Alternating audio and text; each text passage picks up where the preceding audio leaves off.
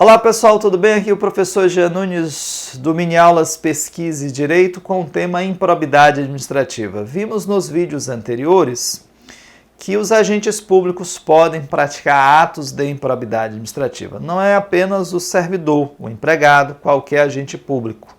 A pergunta que nós precisamos resolver no vídeo de hoje é: qualquer agente público, sem exceção, inclusive as mais altas autoridades da estrutura da República, como os ministros do Supremo Tribunal Federal, por exemplo, alcança também os sucessores, isto é, os parentes, aqueles que vão suceder o agente que cometeu improbidade, que no curso da ação venha a falecer, por exemplo? Esse é o tema central do nosso episódio de hoje. Vem comigo!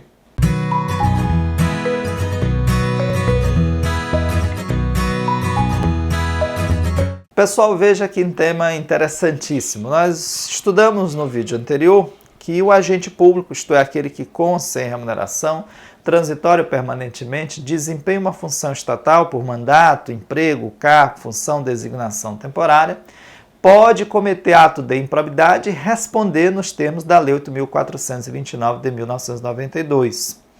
A pergunta que fica é: isso alcança os agentes políticos que são chefes do Poder Executivo, prefeito, governador, presidente da República?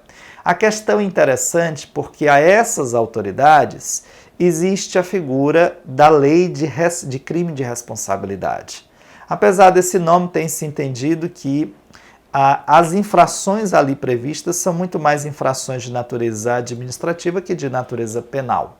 Mas aí sempre surgiu a seguinte dúvida: prefeitos, governadores, secretários, ministros se submetem ao regime da dupla responsabilização? Isto é, podem ser responsabilizados simultaneamente pela lei de improbidade e pela lei de crime de responsabilidade, como a Lei 1079, por exemplo? Pode. A jurisprudência do Supremo Tribunal Federal se consolidou, tanto do STF quanto do STJ, no sentido da dupla responsabilização, da submissão de suas condutas à dupla responsabilização de todos esses agentes, o governador, o prefeito, os seus respectivos secretários e ministros, à exceção do presidente da República e dos próprios ministros do STF, que não se submetem à lei de improbidade, neste caso se submetem apenas à lei de crime de responsabilidade. Então fica aí essa especificidade, essa filigrana, essa exceção bastante peculiar. Claro, como eu havia comentado, nós vamos falar também sobre a questão dos sucessores. Por quê, Jean?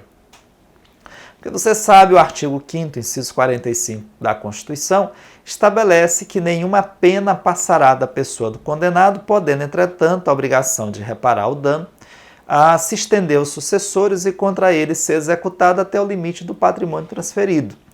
Então, por exemplo, se eu cometi um ilícito, a pena que a mim seja aplicada morre junto comigo. Mas os meus sucessores poderão vir a ser responsabilizados, não pelas penas que eu deveria passar, propriamente ditas, mas pelo menos pela obrigação de reparar o dano. E aí a lei de improbidade, ela estabelece lá no seu artigo 8º que aquele que causar lesão ou se enriquecer ilicitamente, na verdade a redação está nos seguintes termos: os sucessores daquele que causou lesão ou se enriqueceu ilicitamente poderão ser responsabilizados pela obrigação de reparar o dano e contra eles ser executada uma eventual obrigação de ter que pagar de recomposição desses danos. Até aí nenhuma novidade, nenhum problema, está dentro da lógica prevista na própria Constituição, essa previsão do artigo 8º da Lei de Improbidade. Qual é o detalhe? É que quando a lei foi criada, ela previu, atenção, enriquecimento ilícito, lesão ao erário e atentado contra os princípios da administração. Nós vamos abordar isso no decorrer do nosso mini-aulas. Aí você me diria assim: mas Jean, o artigo 8º fala só em enriquecimento ilícito e lesão ao erário, não fala em atentado, exatamente. E aí surgiu a dúvida: quando o sucessor de uma pessoa que cometeu improbidade por ter atentado contra os princípios da administração, tiver que responder na ação de improbidade administrativa que estiver em curso contra o falecido, uma eventual obrigação de pagar pode se estender a esse sucessor? Pode. Mas já não tem obrigação de pagar, porque afinal de contas não houve lesão ao erário e nem enriquecimento ilícito. Se tivesse havido, teria configurado lesão ou enriquecimento. Mas neste caso, é perfeitamente possível que aquele que cometa ato de improbidade que atente contra os princípios da administração tenha que pagar uma multa.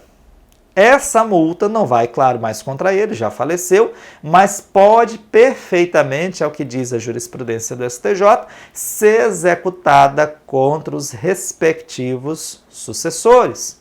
Essa multa, portanto, pode alcançar também os parentes, os sucessores daquele que cometeu improbidade, que configurou na modalidade atentado contra os princípios da administração pública. Perfeito?